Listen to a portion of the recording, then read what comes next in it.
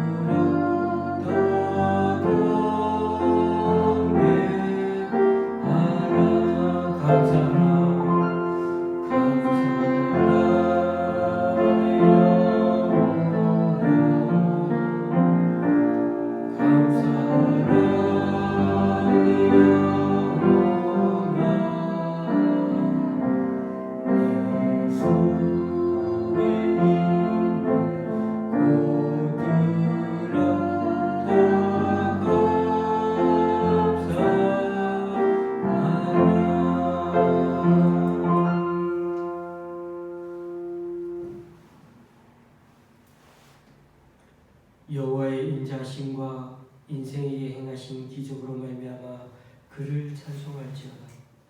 궁핍한 자는 그의 고통으로부터 건져주시고 그의 가족을 양떼같이 지켜주시나니 정직한 자는 보고 기뻐하며 모든 사악한 자는 자기 입을 봉하리로다. 지혜 있는 자들은 이러한 일들을 지켜보고 여호와의 인자하심을 깨달으리로다. 아멘. 다 같이 사도신경으로 주님께 신앙 고백을 올려드리도록 하겠습니다. 전능하사 천지를 만드신 하나님 아버지를 내가 믿사오며 그 외아들 우리 주 예수 그리스도를 믿사오니 이는 성령으로 잉태하사 동정녀 마리아에게 하시고 본디오 빌라도에게 고난을 받으사 십자가에 못 박혀 죽으시고 장사한 지 사흘 만에 죽은 자 가운데서 다시 살아나시며 하늘에 오르사 전능하신 하나님 우편한 자 계시다가 저리로서 산 자와 죽은 자를 심판하러 오시리라. 성령을 믿사오며 거룩한 공회와 성도가 서로 교통하는 것과 죄를 사하여 주시는 것과 몸이 다시 사는 것과 영원히 사는 것을 믿사옵나이다. 아멘. 찬송 6장 하나님께 찬양드리겠습니다.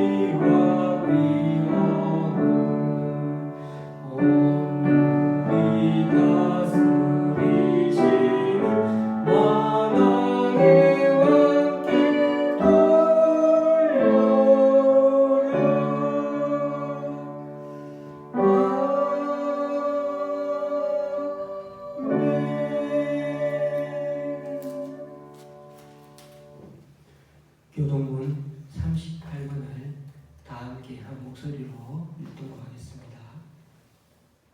교동문 38번입니다.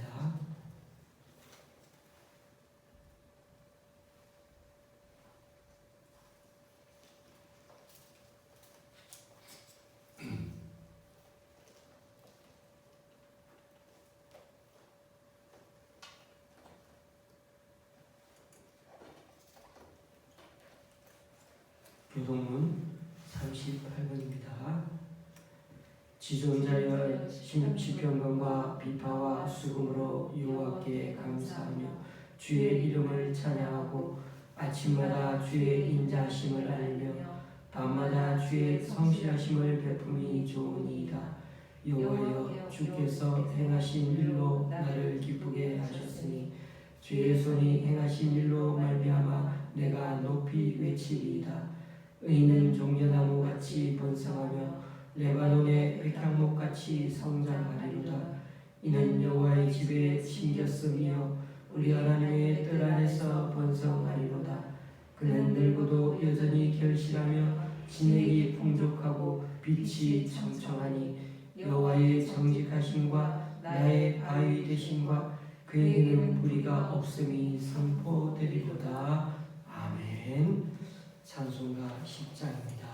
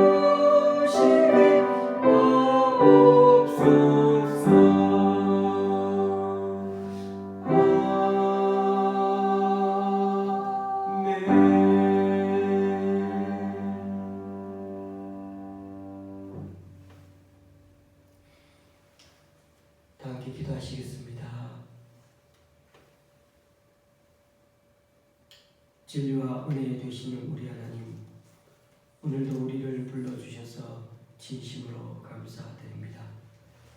주님의 은혜를 사모하며 이 자리에 나왔사오니 비록 여러 모양으로 가정에서 여러 형태로 드리는 예배일지라도 주님을 향한 열망과 말씀에 대한 사모함을 갖고 예배하는 이 시간 되게 하여 주옵소서. 죄 많고 허물 많은 우리 연약함을 너무나 잘 아시기에 이렇게 성령님을 허락하신 하나님 참 감사합니다. 한결같은 성령님의 인도하심을 받아 늘 깨어있어 범죄의 자리에 가지 않도록 주님 인도하여 주옵소서. 무엇보다 교만하지 않게 하시고 낮아지게 하시며 또한 세상이 우리를 어리석다 비웃어도 주님의 도우심으로 지혜로운 자 되게 하여 주옵소서. 코로나 상황 가운데 잘 모이지 못하지 늘 새벽마다 주님의 처소에 기도하는 분들 있습니다. 이 교회가 말씀과 기도를 삼으며 살아가는 복된 교회 되도록 앞으로도 붙들어 주시옵소서. 온 세계 코로나로 인해 선교사님들도 철수하고 복음 전도가 위축되어 있는 이때에도 여전히 주님을 선교의 역사를 써가는 선교사들이 남아 있습니다. 이분들을 위해 기도할 때 특별히 세계 선교 28%를 차지하는 22억 명의 미전도 지역 사람들을 기도할 때 이들 대부분 이슬람, 힌두교, 불교 국가에 살고 있다 합니다. 이들 선교 지역에 나간 선교사들을 지원하는 교회와 선교단체가 이들을 위한 선교 지원과 그 끈들을 놓지 않고 앞으로도 그 역량을 집중하여 끈기 있게 복음의 열매를 맺어갈 수 있도록 주님 도와주옵소서. 오늘도 주님의 말씀을 들고 섭니다. 성령의 가르치심과 능력으로 잘 전하고 힘있게 선포할 수 있도록 이 종을 붙들어 주시옵소서. 저희 교회는 찬양대가 없어 늘 주님 앞에 죄송한 마음 갖고 삽니다. 예배 중 드리는 찬양 가운데 기쁨이 충만하게 하시고 은혜의 단비를 체험하는 귀한 시간이 될 수 있도록 주님 역사하여 주옵소서. 이 예배를 통해 주님 영광 받으시며 또한 우리 각자 힘과 위로 경험하는 귀한 예배로 인도하여 주실 줄 믿고 예수 그리스도의 이름으로 기도드립니다. 아멘.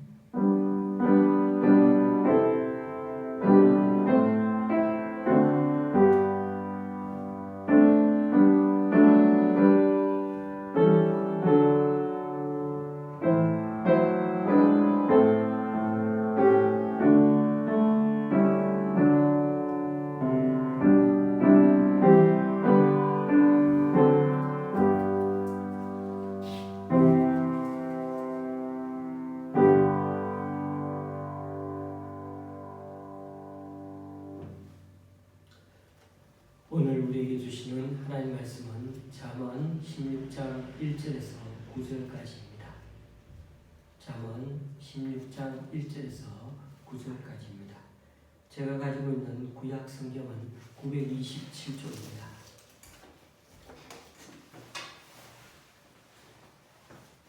잠언 16장 1절에서 9절까지입니다.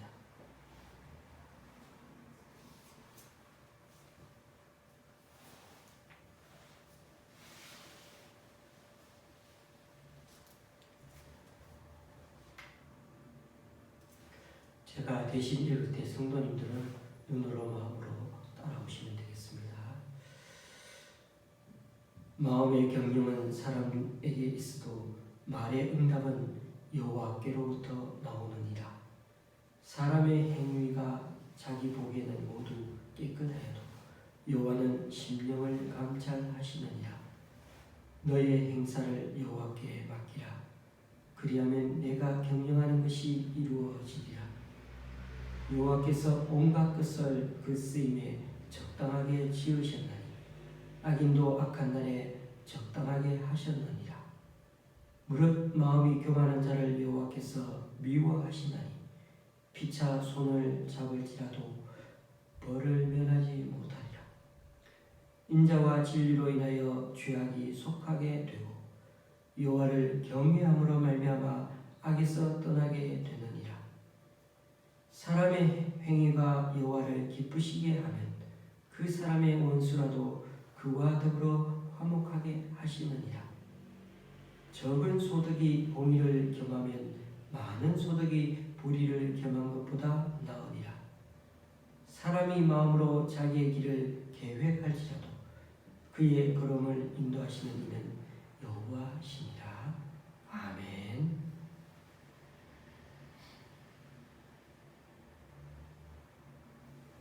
사람은 누구나 잘 되기를 원합니다.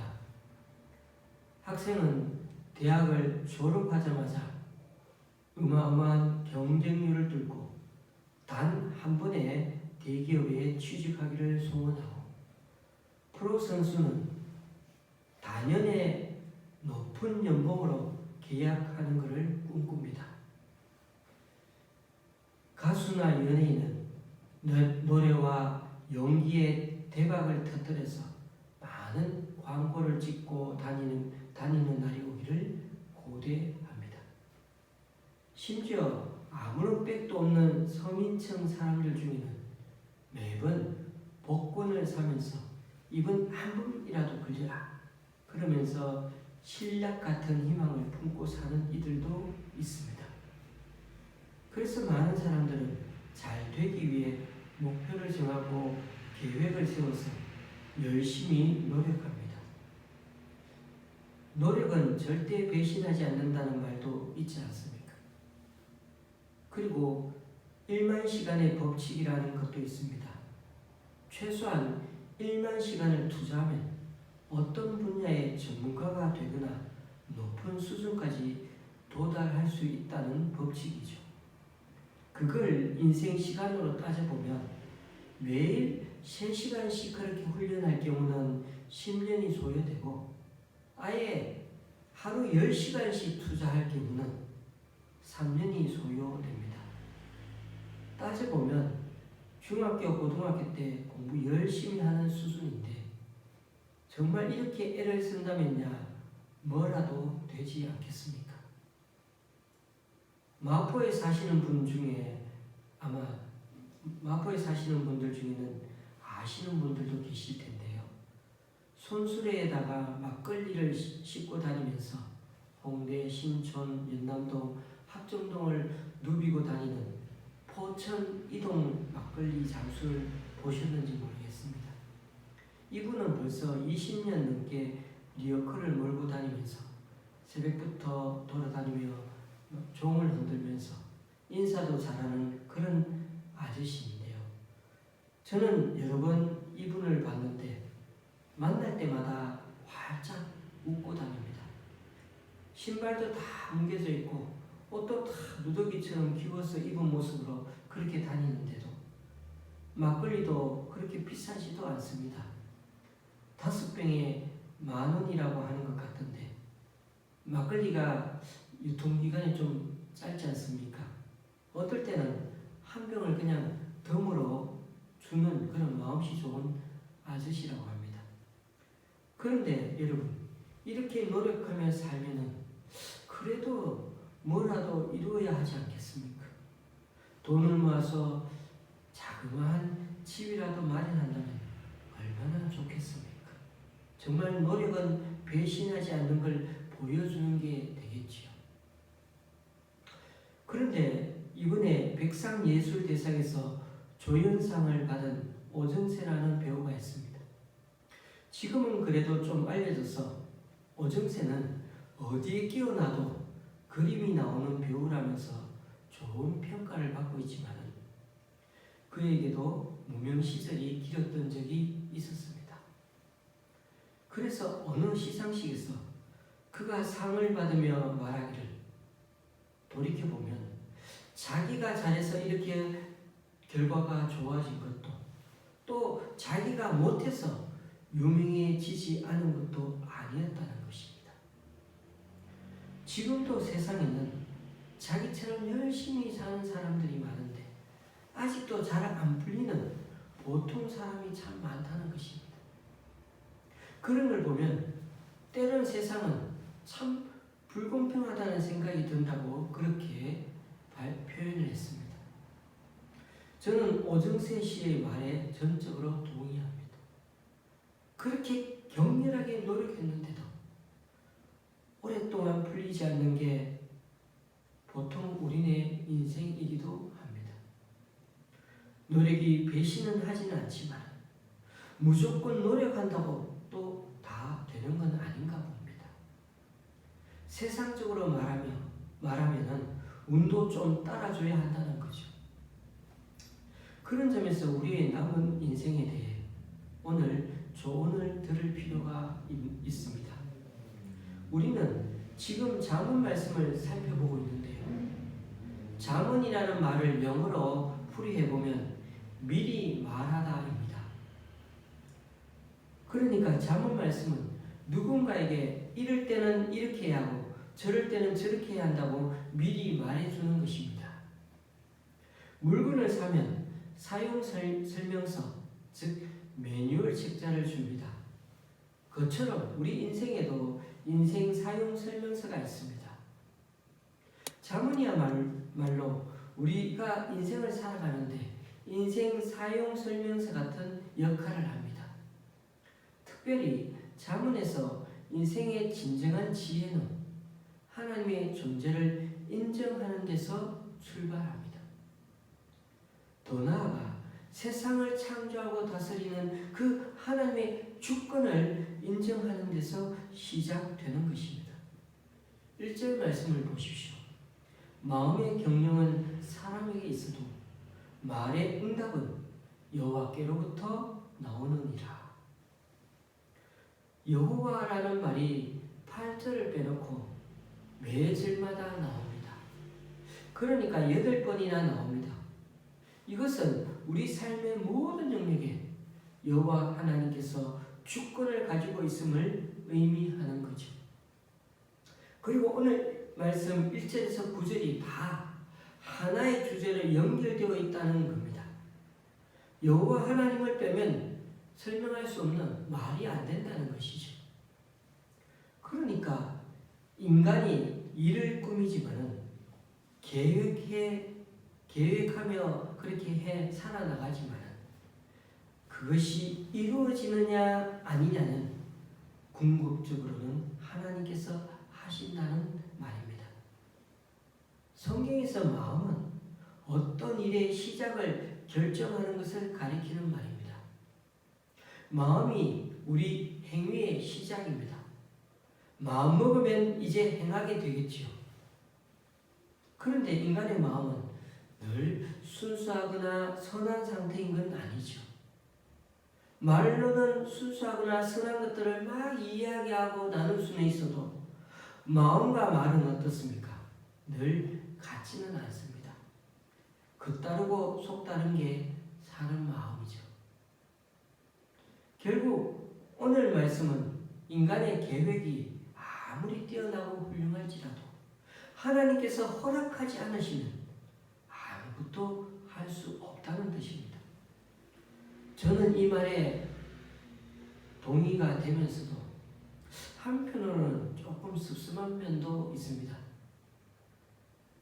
좀 전에 오정세 씨 고백처럼 어떤 일은 아무리 애써봐도 우리의 의지대로 잘 풀리지 않을 수도 있다는 말로 들리기 때문입니다. 1만 시간의 법칙처럼 노력은 배신하지 않는 법인데 노력해도 안 되는 게 있다면 그럼 현재와 미래를 위해서 아무런 계획도 세우지 말라는 말일까요? 그렇지는 않습니다. 계획을 잘 세워야 합니다.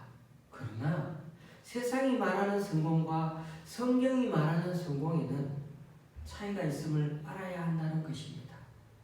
성공이 마치 우리 인생이 말하는 마치 우리 인생의 목적인 양 그렇게 제시되는 이 세상에 살다 보니까 사람들은 성공하기 위해 성공한 사람들을 계속 잘 카피하느라 뺏기느라 따라하느라 정신이 없습니다. 성공하는 사람들의 습관 같은 그런 성공 담론이 서점가에 가보면 정말 책 홍수를 이루고 있습니다. 성공하려면 미래에 대한 분명한 계획을 세우고 그 계획에 따라 살아가야 합니다. 그 말을 부정할 생각은 없습니다. 하지만 성공이란 게 꼭 우리가 추구해야 할 인생의 목적인가에 대해서는 한번 되물어 보아야 한다는 것입니다. 성공을 향해 달려갔는데 나중에 남는 것이 공허감과 외로움밖에 없다면 그처럼 허망한 일이 어디에 있겠습니까? 꽃을 짜는 원리를 아주 간단하게 말한다면 가로 방향의 날실과 세로 방향의 시실이 움직이면 그렇게 계속해서 이렇게 짭니다. 우리 인생도 필연과 우연이라는 그 시실과 날실이 움직여 짜는 꽃과 같다 할 수가 있습니다.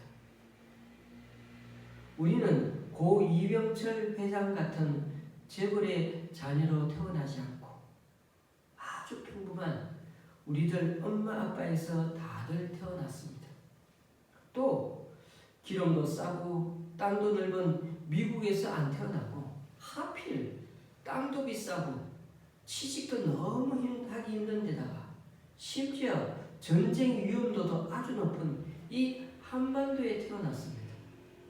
거기다 각자 어떤 분은 남자로 어떤 분은 여자로 태어난 것도 바꿀 수가 없습니다. 그건 우리에게 주어진 인생의 필연이요 운명입니다. 이 운명을 우리가 바꾸어 놓을 수 없는 것들입니다. 그런데 또 한편으로는 우연적인 요소도 많이 있는 것처럼 보입니다. 우리 인생의 방향을 바꾸어 놓는 만남들이 저와 여러분에게 우리 인생을 살아가면서 많이 있지 않았습니까? 왜 하필 그때 그 자리에 그 사람을 만났는지는 알 수 없습니다. 우연이라고 말할 수밖에요. 제가 제 아내를 만난 것도 우연입니다. 돌아보면 제가 교회를 개척하게 된 것도 우연한 계기였습니다. 돈도 없고 장소도 없고 시작할 아무런 준비도 안 되어 있었는데 우연히 제 아내가 아는 교회 청년이 커피숍을 하고 있었어요. 거기 좀 빌릴 수 있는가 그냥 지나가는 말로 물었더니 쓰라 해서 시작된 것입니다. 돌아보면 우리 인생에 이런 우연이 얼마나 많은지 모릅니다.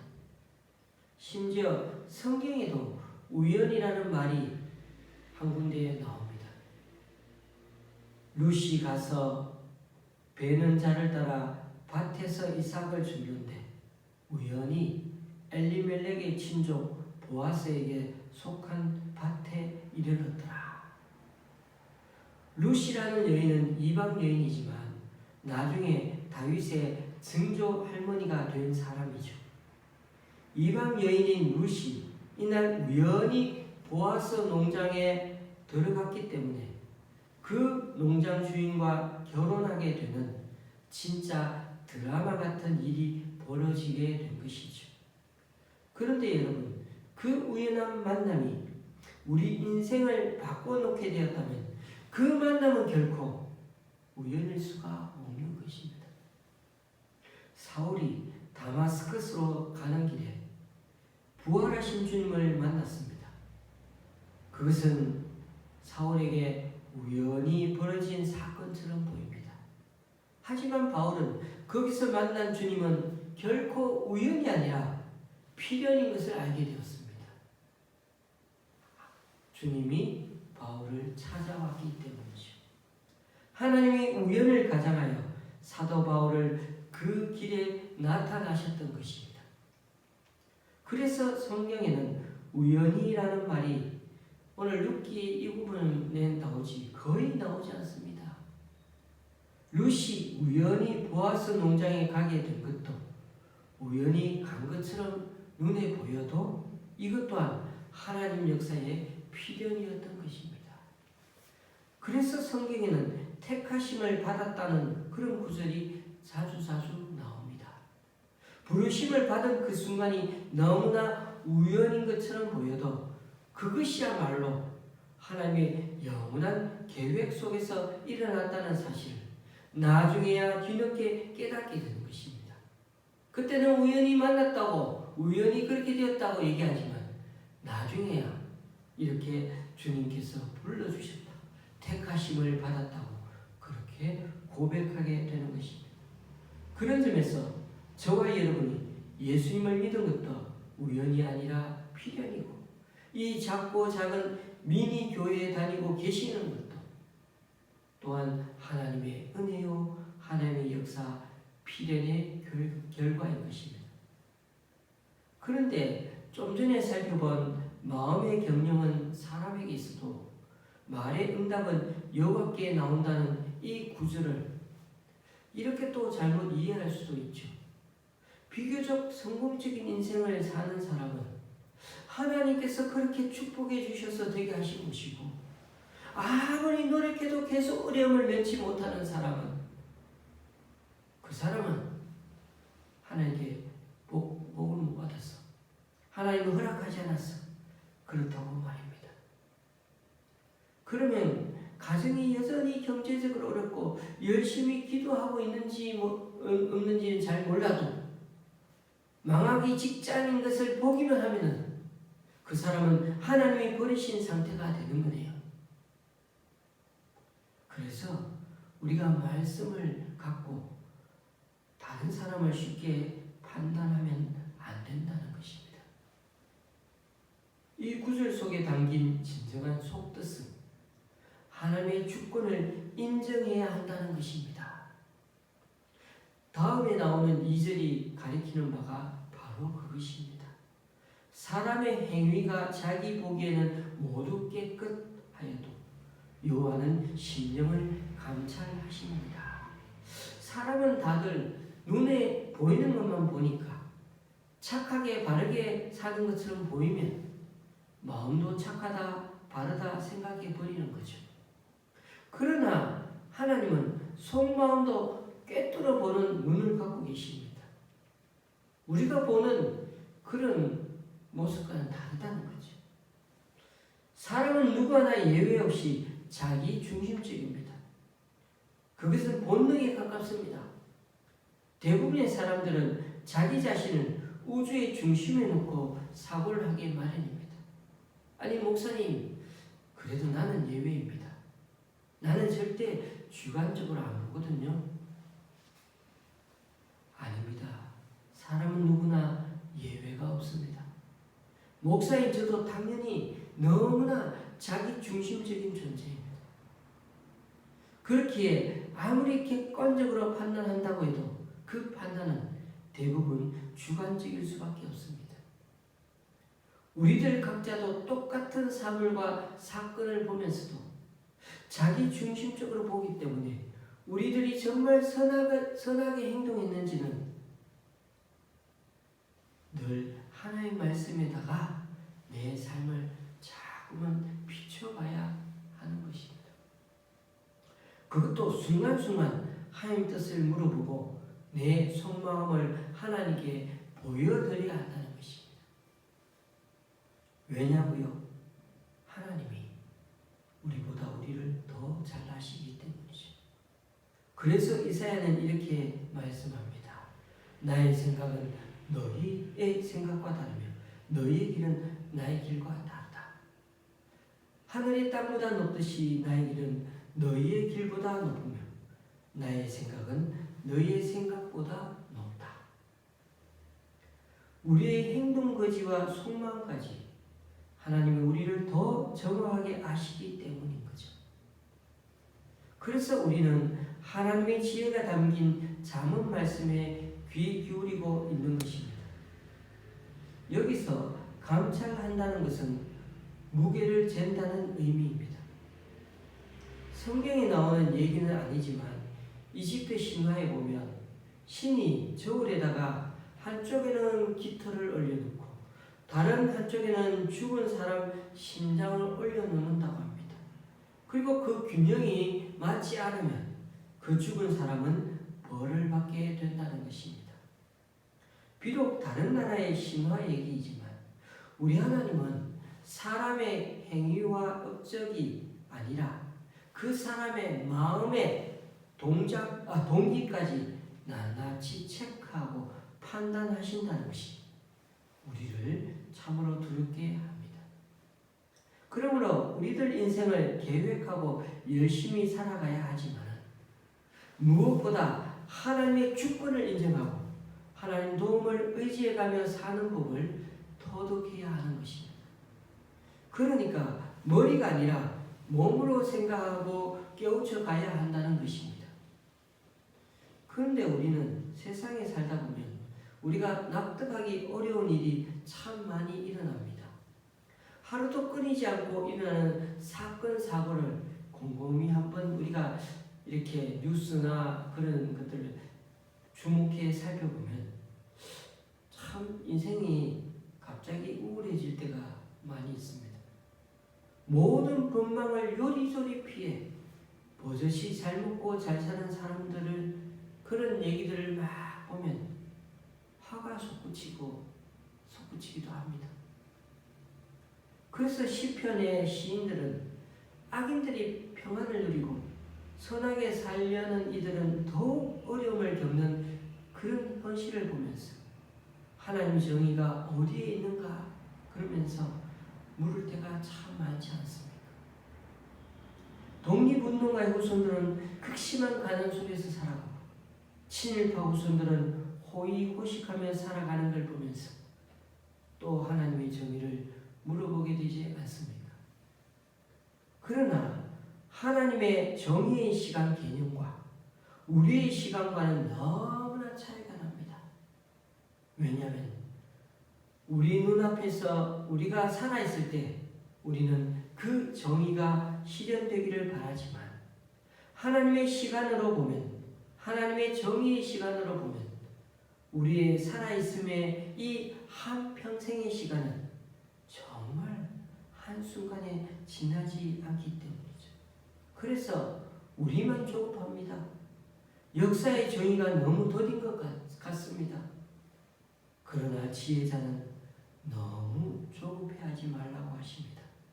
4절 5절 여호와께서 온갖 것을 그 쓰임에 적당하게 지으셨나니 악인도 악한 날에 적당하게 하셨느니라. 무릇 마음이 교만한 자를 여호와께서 미워하시나니 피차 손을 잡을지라도 벌을 면하지 못하리라. 그렇습니다. 하나님의 시간은 반드시 옵니다. 어둠이 빛을 이길 수 없듯이 악은 선을 이길 수가 없습니다. 비록 지금의 현실이 어둡다 해도 그래도 빛에 속한 사람은 빛으로 살아가야 합니다. 그러하기에 악인이 득세하는 현실로 인해서 낙심할 필요가 없습니다. 겸허하게 우리의 한계를 인정해야 합니다. 우리의 세상을 궁극적으로 새롭게 할 수는 없습니다. 우리는 각자에게 주어진 능력과 성실함을 갖고 잠시 주님의 일을 하다가 그저 다시 돌아갈 뿐입니다. 그래서 테레사 수녀는 자신을 가리켜 늘 하나님의 손에 들린 몽당연필이라고 그렇게 표현했습니다. 그렇게 하나님의 손에 들린 그런 몽당연필 같은 마음으로 살았습니다. 큰일을 하겠다는 생각만 버려도 때로는 삶이 조금은 수월해지는 법입니다. 각자가 서 있는 자리에서 등불 하나 밝혀드는 그런 마음으로 살아간다면 우리는 이 땅에서의 욕심을 조금은 줄일 수가 있을 것입니다. 역사의 주관자는 하나님이십니다. 하나님 밭에 가라지가 섞여 있다고 너무 속상해할 것 없습니다. 가라지는 결국 뽑힐 것이기 때문이죠. 악인은 재앙의 날에 쓰이게 될 것입니다. 하나님은 마음이 거만한 사람을 지금도 역겨워하십니다. 우리가 할 일이 있다면 하나님을 철저히 신뢰하는 일일 것입니다. 하나님 뜻대로 살려고 애쓰는 우리의 노력은 결코 헛되지 않을 것입니다. 그러므로 우리가 앞으로 인생을 지혜롭게 살아가는 삶의 비결이 여기에 있습니다. 3절 너의 행사를 여호와께 맡기라. 그리하면 내가 경영하는 것이 이루어지리라. 이것은 우리가 주님을 믿기만 하면 우리가 마음껏 세운 모든 계획이 저절로 다 잘 될 것이라는 말이 아닙니다. 여호와께 맡긴다는 말은 구르다라는 뜻입니다. 직역을 하면 여호와께로 굴리라는 것입니다. 뭘 말입니까? 그러니까 저는 이 말을 이렇게 해석해 봅니다. 우리가 계획하고 시도하는 모든 일들을 하나님께로 굴려서 가지고 가라는 겁니다. 옮겨 놓으라는 겁니다.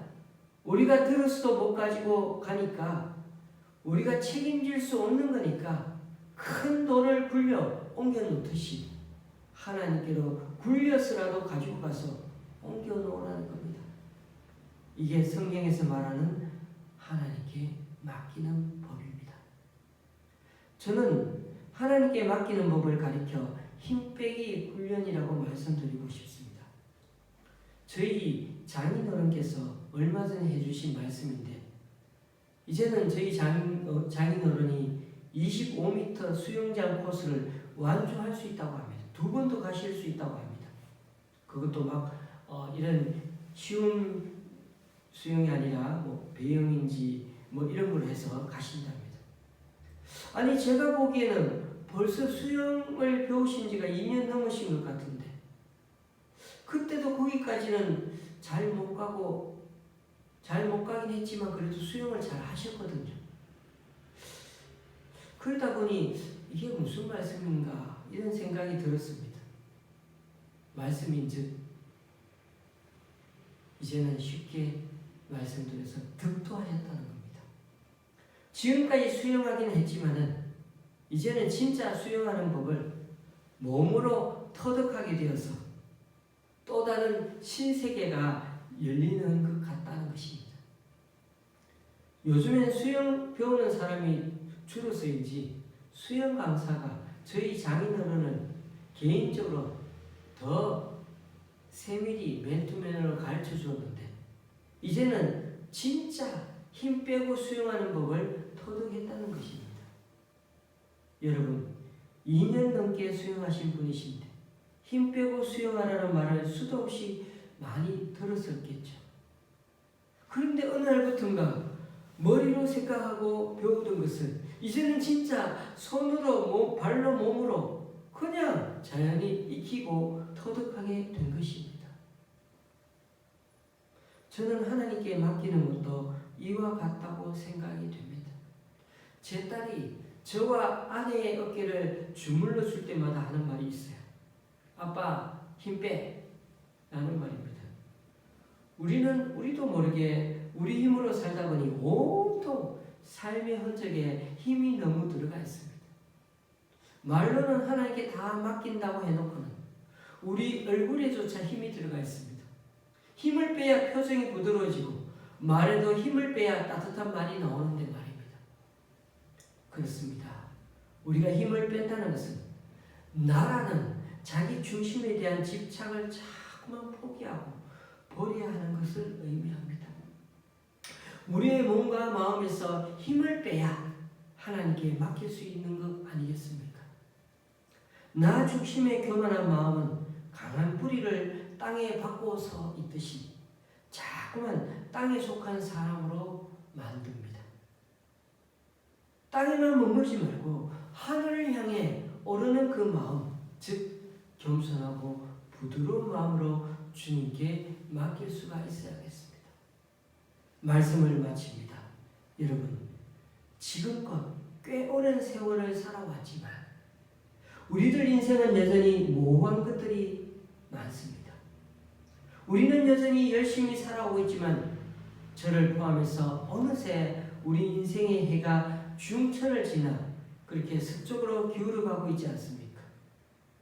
지금 저와 여러분은 10년 전, 20년 전, 30년 전에 상상했던 그 인생 모습대로 내가 살아가고 있습니까?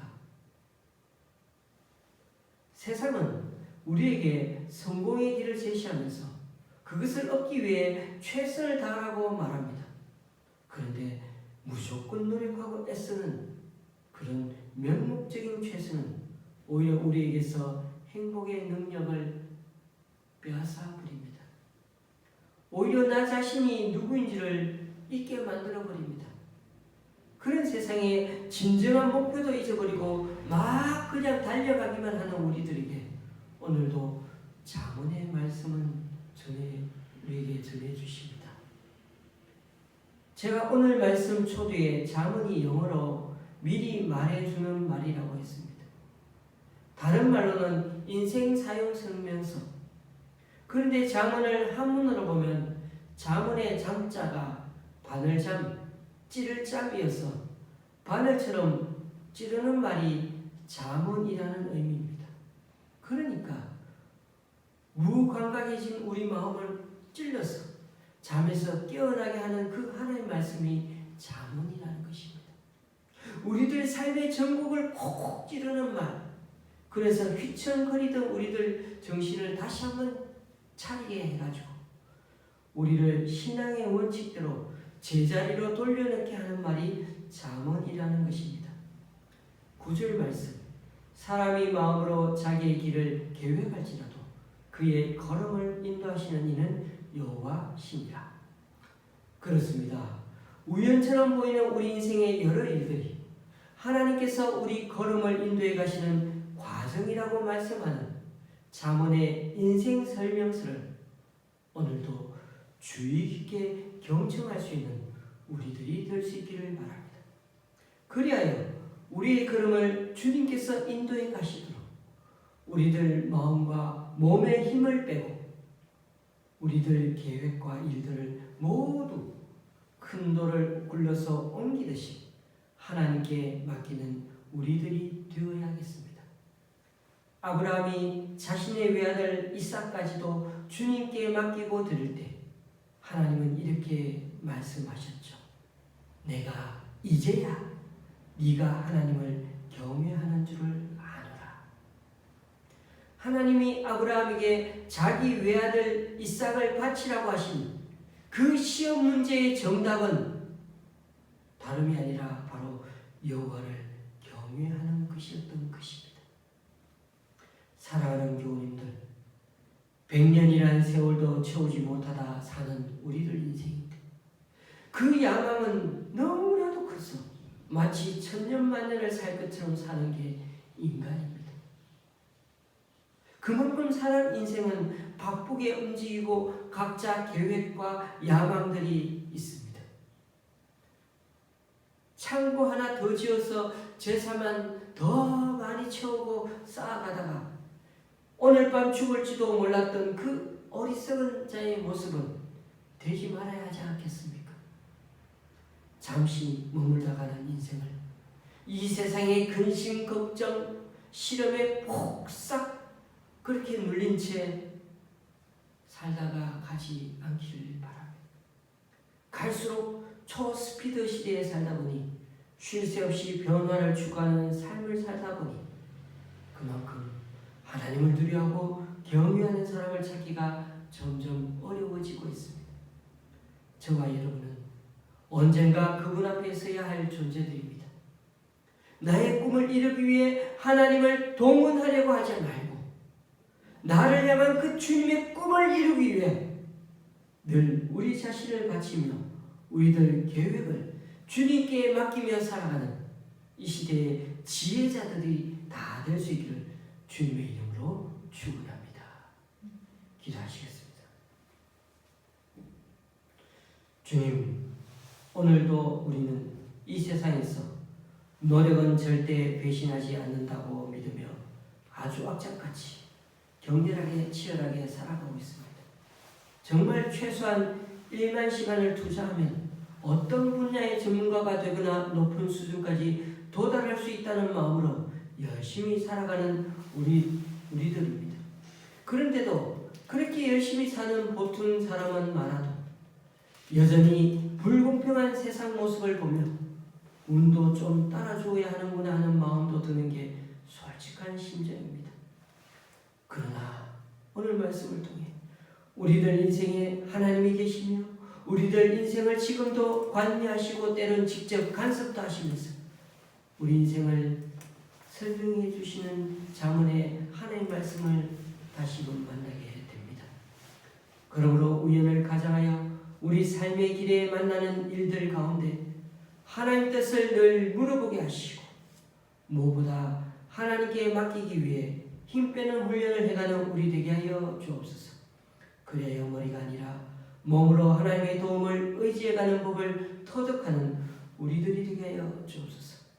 세상은 우리 보고 성공한 사람들의 습관까지 카피하고 따라하라고 손짓하고 유혹하지만 그래도 빛에 속한 사람답게 주님의 뜻대로 살게 하시고 하나님의 손에 들린 몽단 연필처럼 우리 각자 서 있는 자리에서 등불을 밝히며 살아가는 주님의 신실한 자녀들이 다 되게 하여 주시옵소서.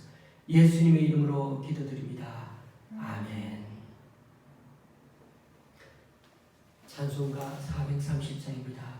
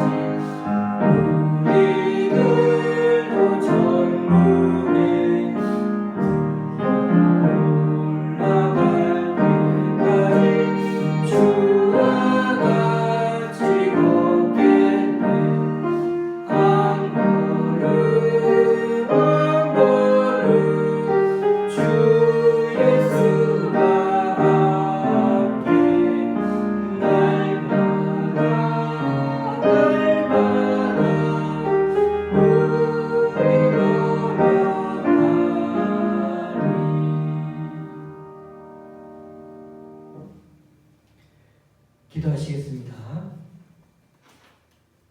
주님, 오늘도 우리 교회 성도님 두 가정에서 드린 11조와 세 가정에서 드린 주일헌금 한 분이 드린 감사헌금 주님께 올려드립니다. 또한 강원도 장로님 가정에서 강동구 교회 두 기관에서 또 집사님이 그리고 홍제동의 권사님과 백준영 기념교회 집사님이 드린 귀한 헌금과 11조 헌금을 주님께 올려드립니다. 이분들의 헌신과 승김 귀하게 받아주셔서 이분들을 통해 하나님 나라가 더욱 확장되게 하여 주시옵소서. 또한 오늘 이 시간 우리 각자 여러 모형으로 드리는 헌금들 기뻐 받아주시고 쓰이는 곳마다 귀한 결실 맺게 하나님의 크신 은총으로 덧입혀 주옵소서. 우리 각자 살아온 세월 어떤 분은 아직도 살 날이 국만리인 사람도 있고 가장 빛나는 정오 태양처럼 찬란한 시간을 보내는 분도 있고 이제 중천을 지나 점점 서쪽으로 기울어가는 성도님들도 계십니다.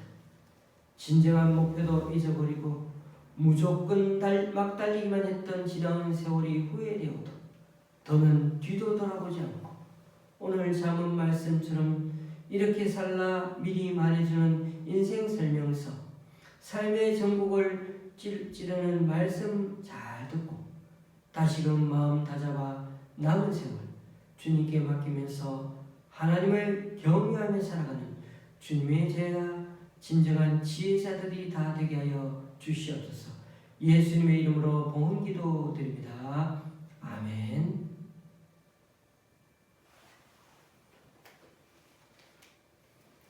사회적 거리두기가 현 단계로 6월 13일까지 연장된 것은 이미 지난주에 공지해 드렸습니다. 그런데 7월 초부터는 코로나 백신을 1회 접종만 해도 종교 활동을 자유롭게 할 수 있다고 그렇게 말하는 것을 들었습니다. 그래서 가능하면 6월 중으로 신청하셔서 백신을 접종해 주시면 좋을 것 같습니다. 하루라도 빨리 신청하면 좋을 것 같습니다. 저희 부부는 마침 내일 접종 예약이 되어 있습니다. 그래서 빨리 맞으려고 합니다.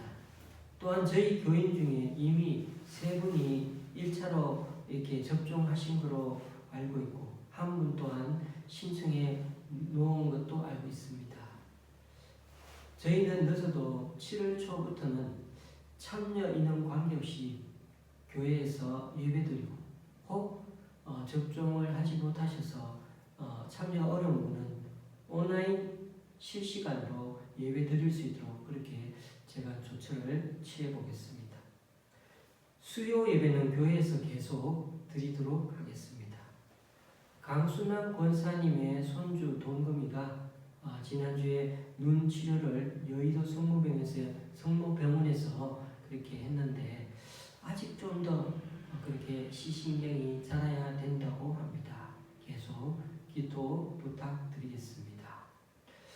6월 1일이 교회 설립 7주년이 되는 날입니다. 다음 주일에 교회 설립 감사 예배를 드리도록 그렇게 하겠습니다. 찬송가 218장입니다.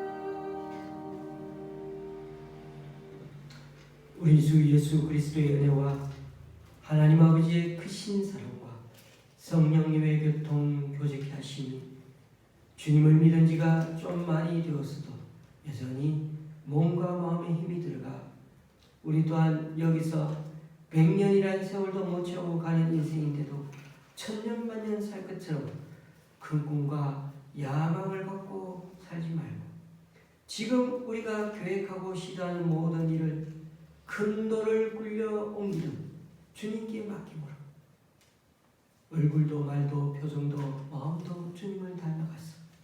내가 이제야 네가 하나님을 경외하는 줄을 아노라 하시는 그 주님 음성 듣고자 우리를 향한 주님의 꿈을 이루기 위해 한 걸음 한 걸음 주님의 인도를 받으며 살아가기를 소망하는 여기 좋은 시학교의 성도입니다.